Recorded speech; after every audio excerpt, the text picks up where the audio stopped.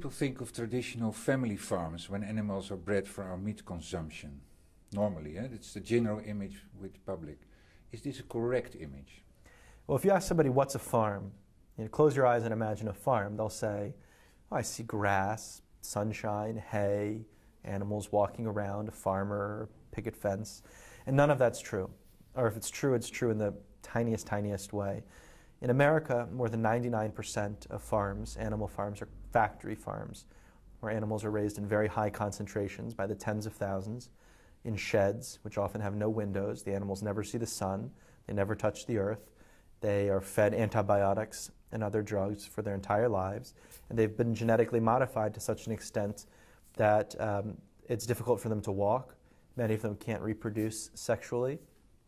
And if I said in America it's around 99%, in Europe it's about 98, 97%. So it's a real global phenomenon.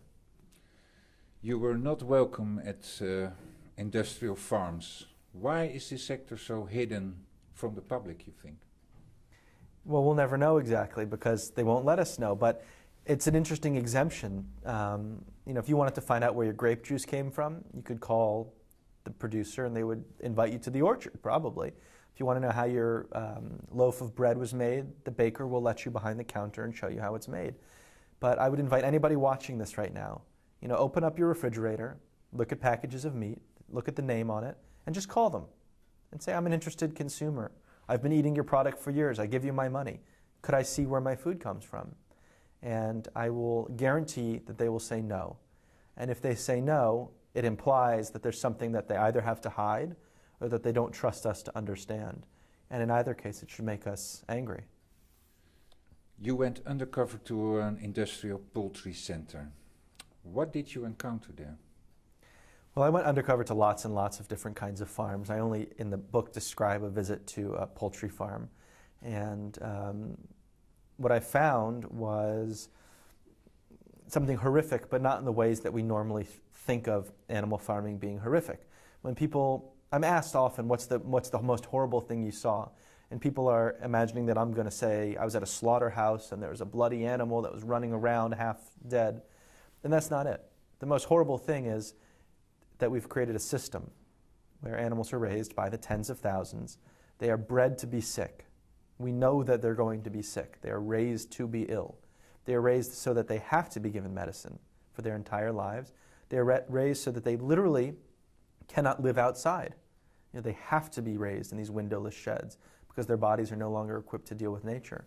And built into this whole system is an environmental destruction on a scale of nothing we've ever done as humans before. So to me, the most horrible thing was not any one instance, but the rule. 99% of our meat comes from this kind of systematic violence and systematic destruction. But what does it say about our society, you think, that we accept this kind of industrial farming? I don't think most people accept it. I think most people don't know the details of it. I was somebody who cared a lot about these issues and thought I was informed, but until I spent these 3 years researching, now in retrospect, I realize I didn't know anything. I don't blame consumers. It's not their fault. They've been told lies. They've been told stories. In their minds, they have the image of a small farm, the kind that I described earlier, with sun and grass and hay and animals walking around. I blame these agribusiness, these corporations. It's not a societal problem that we have. It's really a corporate problem that we have.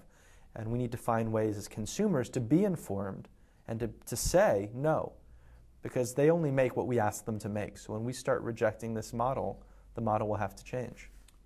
In Holland, over 40 million animals have been killed in the past 10 years to prevent the spread of animal diseases. And this has everything to do with export markets and the fact that some countries like the US don't want vaccinated meat. We killed 40 million animals. In fact, there are now 40,000 pregnant goats are killed at this moment because we have Q fever in Holland. What is your opinion on this mass culling of animals in order to preserve your export markets? Well, the problem is that we've made our farms into petri dishes. That we are setting up systems where it is the perfect breeding ground for disease because we have animals that are all genetically alike. Whereas in nature, genetic diversity promotes strength. So that if one kind becomes ill, another kind continues to be healthy and thrive. So we're creating animals that are all genetically alike, animals that are bred to become sick. We know that they are going to become ill. Chickens are killed between 39 and 42 days. That's because this is an animal that in nature would live for 10 years. So we have to kill them in their infancy, because if they lived any longer, their bones would start to break and their tendons would start to slip, because we've created them to become so fat so quickly. They literally could not walk if you let them live longer. So these are animals that are bred to become ill, living in very close proximity to one another in enclosed sheds. It's a perfect recipe for developing disease. H1N1, which is spread across America and Europe, developed in America on a hog farm. You almost never hear about that. When we talk about H1N1, we have this idea that it came from Mexico somehow, as if they were doing something there that no one in the rest of the world would do, but it's not true. It came from North Carolina, from a hog farm, and we shouldn't be surprised. As I said, we're creating the absolute perfect laboratory for disease. You state in your book that every American eats 21,000 animals in his or her life. That seems quite a lot, You never think about it, how many animals you eat, but 21,000 animals in every American's life. It's it's phenomenal. It's hard to get your head around. 21,000 lives, the equivalent of 21,000 lives. Imagine them in one place. Imagine having to see them at one time. Part of what allows meat eating to continue as it does is precisely our inability to see the consequences.